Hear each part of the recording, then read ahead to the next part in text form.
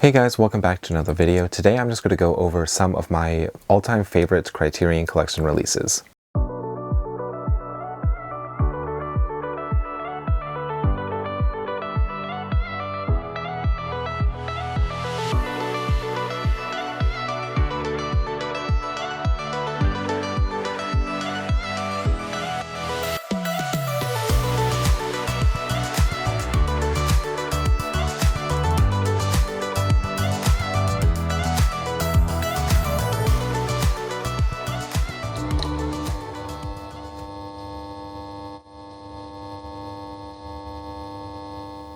Hey guys, like I said, I'm just going to go over all of my favorite Criterion Collection releases.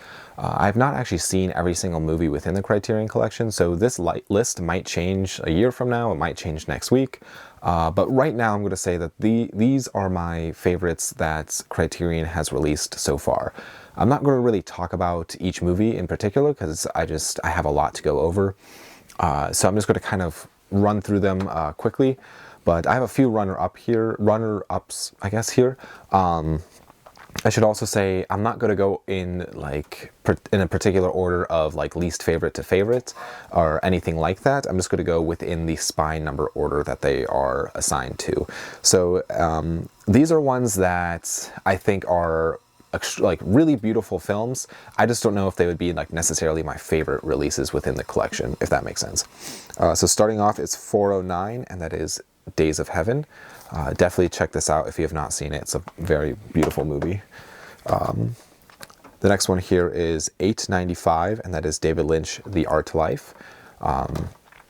This is another very interesting documentary on just kind of David Lynch's process of creating art. I should finish that sentence. The next one here is 897, and that is Stanley Kubrick's Barry Lyndon. Just another well done movie and very beautiful film. And the next one here is spine number 1035, and that is Come and See. This is a film that is tragic and it will just make you sad, but it is such a well done movie, and I think it's a really important watch for people. And now I'd like to go over the movies that have impacted me as a filmmaker, or that have just stuck with me over time, that I've seen it and I just keep thinking about it. Some of these are just impactful films in general, and yeah, I guess I'm going to jump right into it. But spine number 2, and that is Seven Samurai. If you are even remotely know anything about Criterion, this is a must-see. But then we got spine number 36, The Wages of Fear, a wonderfully suspenseful movie that everyone should definitely check out. Spine number 45, The Taste of Cherry. This is like an emotional roller coaster, but it is so well done, and I would highly recommend, which I know there's a Blu-ray release and I need to get the Blu-ray of that, but spine number 51, and that is Brazil. This is another one that there is a Blu-ray release, but I have the DVD for now. But I will say I do really like the packaging of this with the three separate DVD cases in there. So, and then I have here spine number 60, and that is Autumn Sonata. Very interesting concept, and just Bergman. I think this is my favorite Bergman film, so I absolutely love this movie. Spine number 93, and that is Black Narcissus. Just a wonderfully shot film. If you're into cinematography, this is definitely a must-watch. Spine number 135, and that is Rebecca. Alfred Hitchcock is a master of suspense, and I mean, this movie won Best Picture back in the day, back in 1940, so it's a fantastically beautiful film by Hitchcock. Spine number 171, and that is Contempt. Just a fantastic movie. The music in it is just absolutely amazing, and I love the story of this movie. Spine number 216, and that is The Rules of the Game. This is if you kind of just want to learn how to make a movie, this is definitely one that you would have to check out. It is so great. And then I have here a movie, this is spine number 247, and that is Slacker. This is a very interesting concept for a movie, and it's just one of those like hangout movies, I guess, where there's not really a story. It's just kind of characters interacting with each other. And there's another movie kind of like this in a way that's coming up here, but this is I love this movie. The next one here is Spy Number 287, and that is Burden of Dreams. I really wish this would get a Blu-ray release. This is a documentary of Werner Herzog, sorry, and it is just absolutely incredible what he went through to make Fitzcarraldo? I don't know. I think that's the movie. I think that's how you say it. But it's such a fantastic documentary. The next one here is Spy Number 479, and that is My Dinner with Andre. Just two people sitting at dinner having a conversation, talking about pretty much everything under the sun. It's such a well done movie that you would think would be boring, but really it is so engaging that you can't take your eyes off the screen. And before you know it, 111 minutes pass, and it goes by fast. The next one here is Spy Number 538, and that is Stanley Kubrick's Paths of Glory. Just a wonderfully shot movie. I mean, everything by Kubrick is beautiful. And I wish this would get a 4K release. I mean, I know Kino Lorber put out a 4K, but Criterion should make this a 4K, because that would be fantastic. This is one that did get a 4K release, but I need to still get it on 4K. I only have it on Blu-ray here, but it's 562, and that is Blowout. This is one that has stuck with me ever since I've seen it, and I absolutely love the story of this. The next one here is 591, and that is 12 Angry Men. And this is another film that the writing in it is so well done that you just feel like you're part of the 12 men within the courtroom, and you feel all of their different viewpoints and very distinct characters, and it's so well done. The next one here is Spy Number 716, and that is The Umbrellas of Cherbourg. If you like La La Land, this is a must-see. It is such a beautifully colorful film, and I absolutely love this movie. I need to rewatch it soon, because it's one of those movies that it just kind of sits in my mind, and I just need to watch it way more often than I actually do. And the next one, this is kind of cheating, because 4, 5, 6, there's 6 movies that are all part of this director that I'm just going to kind of put in here, but it's 725, and that is David Lynch's Eraserhead. And I mean, David Lynch is by far one of my favorite directors, and pretty much anything that he's put out, I am so happy that they're in the Criterion collection. As soon as Inland Empire comes out, if that's coming up soon, I am definitely ordering that, because it is like anything that he makes, I just want to see. I want to see the special features on, and I just want to see anything that really he makes. But it'd be nice if there was a David Lynch box set someday, but we'll see if that ever happens. And then this is another David Lynch film that I need to get the 4K, but that is 779, and this is Mulholland Drive. I think this is probably his greatest movie, his strongest, I would say, with just the intricacy of it. I would definitely highly recommend checking this out at least once.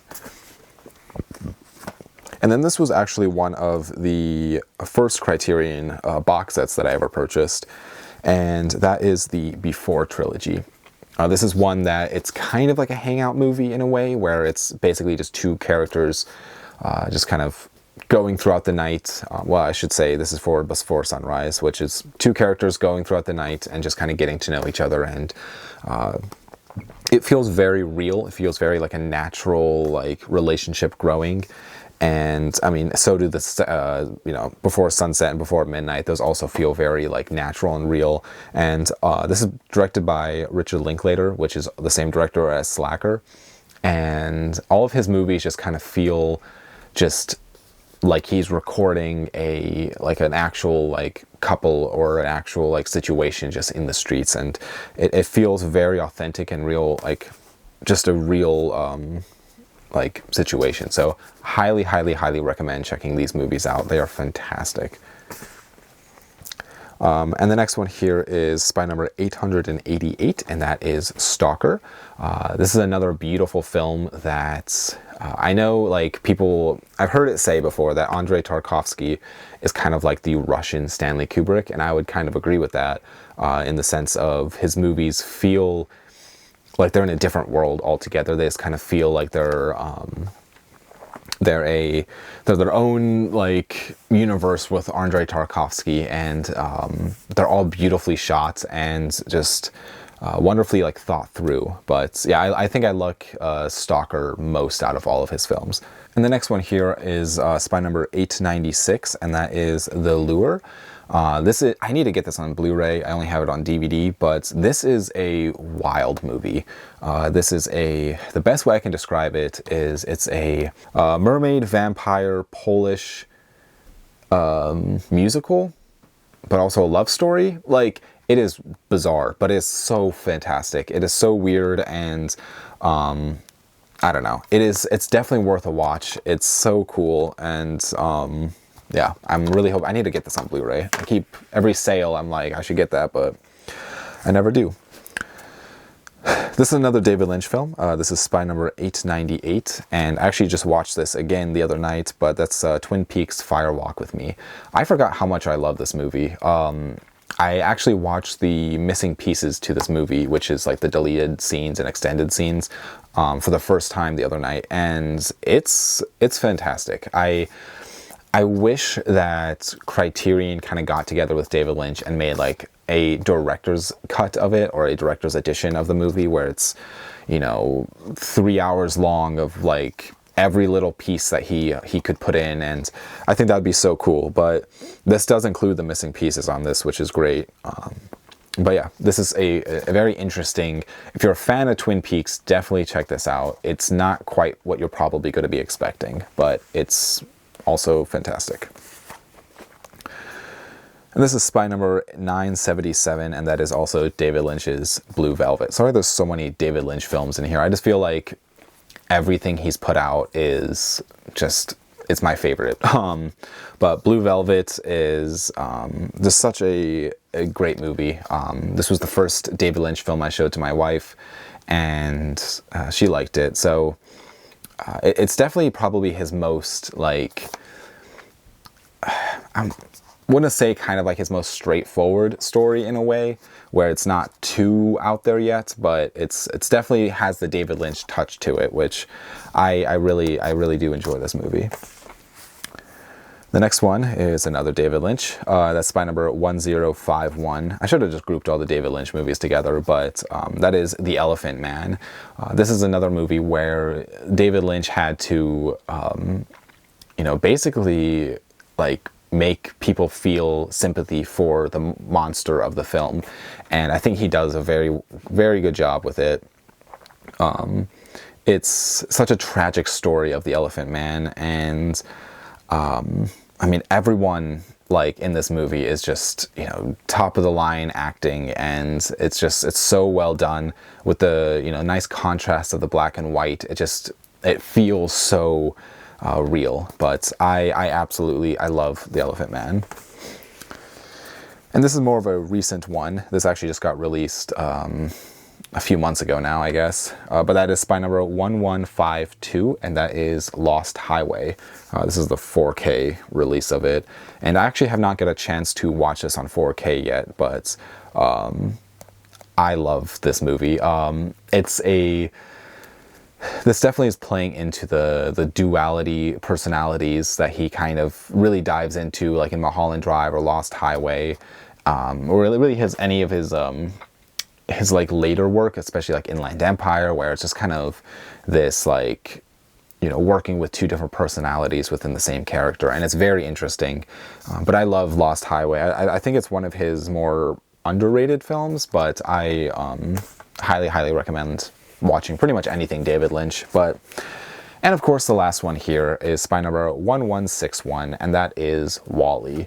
I watched this with my wife, and that was a couple weeks ago, but I only watched this once before, and when I watched this again, and I'm like, this is a depressing look at what, like, I feel like our society is kind of like slowly heading towards, where, you know, there's not really community anymore. It's really just staring at a screen all the time, and I'm definitely guilty of that too, where, you know, if you're waiting in line at the grocery store, you're not having a conversation with people around you or getting to know people, you're just kind of staring at your phone. And I mean, I definitely do that all the time. I don't think I've ever started up a conversation with somebody if I was standing in line, but it's definitely just a almost like a prediction of, I mean, when was that?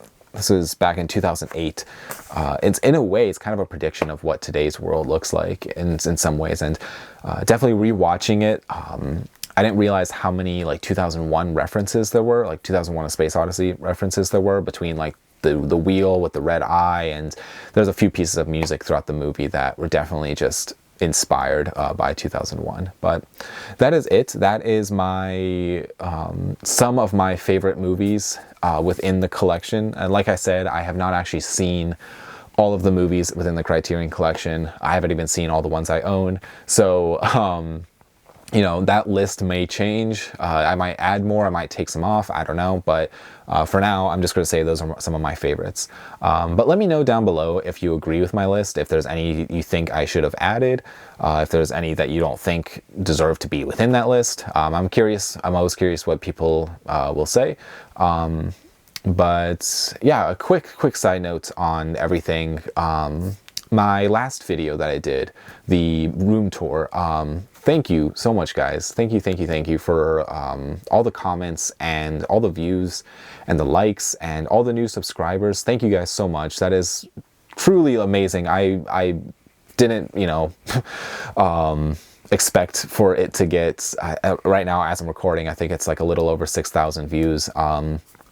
And I really did not expect for it to even get that big. And so you know, I really just decided to make videos just because I love talking about movies. And, you know, thank you for all the support so far. That is so great. I hope to keep making videos, and I love interacting with you guys. So please feel free to, you know, shoot me a message on Instagram or leave comments down below. I love talking with you guys and just hearing everybody else's story when it comes to movies, because that's really what this community, one of the greatest things about the physical media community is just, you know, connecting with other people with like-minded interests. So thank you again, like genuinely thank you for all the support, and it really means a lot to me. So but also thank you for watching. If you like these videos, I have a couple more on my channel, and so go check them out, I guess, if you want. I also have an Instagram where I have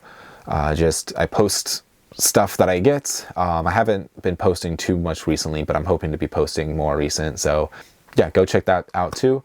And yeah, thank you guys so much for watching, and I'll see you guys in the next video.